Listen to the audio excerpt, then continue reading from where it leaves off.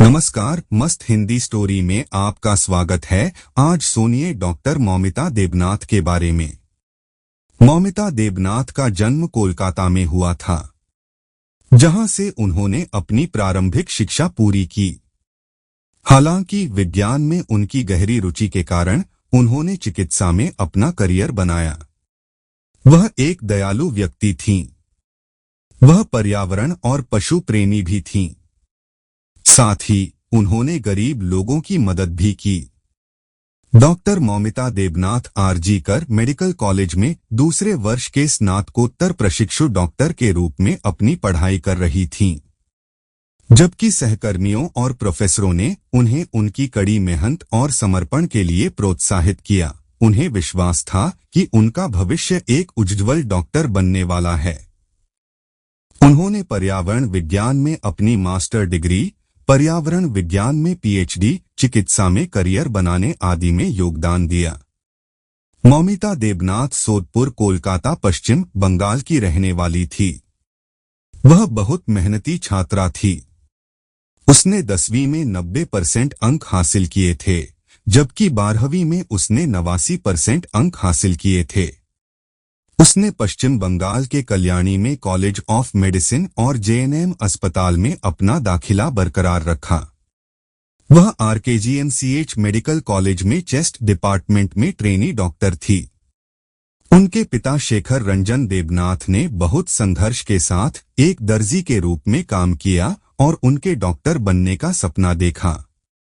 सूत्रों ने यह भी खुलासा किया कि मौमिता देबनाथ को अस्पताल में कुछ संभावित अवैध गतिविधियों के बारे में पता था, जिसके कारण उसका बलात्कार किया गया और उसकी हत्या कर दी गई। 13 अगस्त को डॉक्टर मौमिता देबनाथ का मामला देश विदेश में इस हद तक फैल गया कि हंगामा मच गया। दुनिया भर से लोग उसे न्याय दिलाने के लिए विरोध कर रहे हैं। महाराष्ट्र के 10,000 डॉक्टरों ने सभी सेवाएं स्थगित कर दी हैं। आपातकालीन स्थितियों को छोड़कर दिल्ली में चिकित्सा समुदाय, छात्र, अभिभावक सभी धरने पर बैठे हैं। वे न्याय की मांग कर रहे हैं। गोवा और लखनऊ जैसे शहर भी प्रभावित हुए हैं। यह बलात्कार कांड हत्या एक अंतर्राष्ट्रीय प्रचार बन गया, जिसके विरोध में एक विरोध प्रदर्शन आयोजित किया गया। जैसे ऑस्ट्रेलिया, जर्मनी, पाकिस्तान, बांग्लादेश, नेपाल आदि। 9 अगस्त 2024 को डॉ मौमिता देबनाथ को रात 11:35 पे लापता घोषित कर दिया गया था, जबकि उनके साथियों ने मौमिता को ढूंढने में लग गए, पर उनका सुराग न मिल पाया। तभी सुबह के 9:35 बजे उनका शव बहुत कोशिश के बाद उन्हें कॉलेज के सेमिनार हॉल में अर्धनग्न अवस्था में, आंखों, मुंह और गुप्तांगों से खून बहना और अचेत हालात में शव मिला, जिससे पूरे भारत में हंगामा एवं आक्रोश मच गया।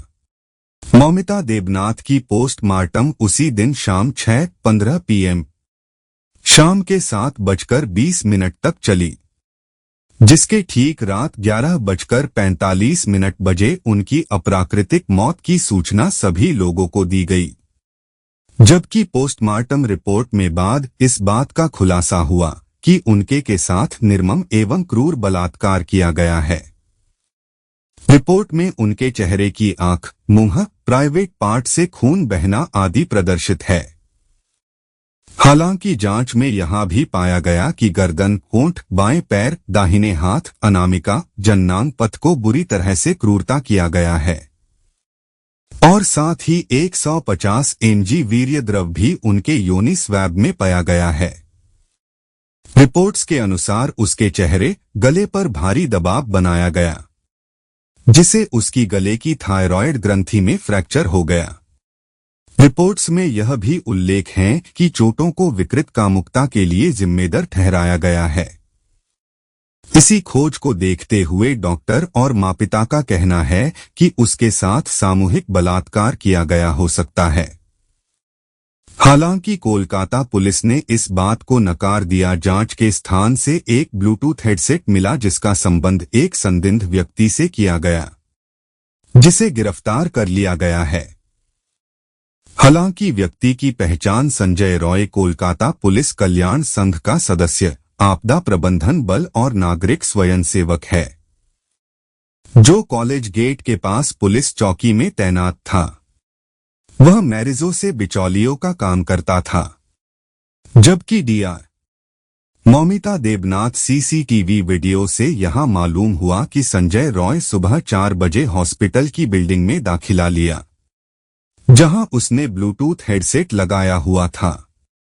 हालांकि उसने चेक करने के लिए मौमिता देबनाथ के कमरे में गया था, जहां उसका एक पेयर ब्लूटूथ हेडसेट वही गिर गया था, जिसके 40 मिनट बाद उसे सीसीटीवी कैमरे में बिना ब्लूटूथ हेडसेट में उसे देखा गया। यही कारण से उसे संदिग्ध व्यक्ति के रूप में उसे 10 अगस्त को गिरफ्तार कर लिया गया और उसे 14 दिन की न्यायिक हिरासत में ले लिया गया। जब कोलकाता पुलिस ने उससे कड़ाई से पेश आई तो उसने अपना गुनाह कबूल कर लिया है। पर जनता का और माँ बाप का कहना है कि संजय रॉय तो है, लेकिन इसके पीछे और लोगों की हाथ है। बाकी सीबीआई इस केस को देख रही है, जल्दी खुलासा हो जाएगा। उनको बस हर हाल में जस्टिस मिले, हम लोग प्रे करते हैं।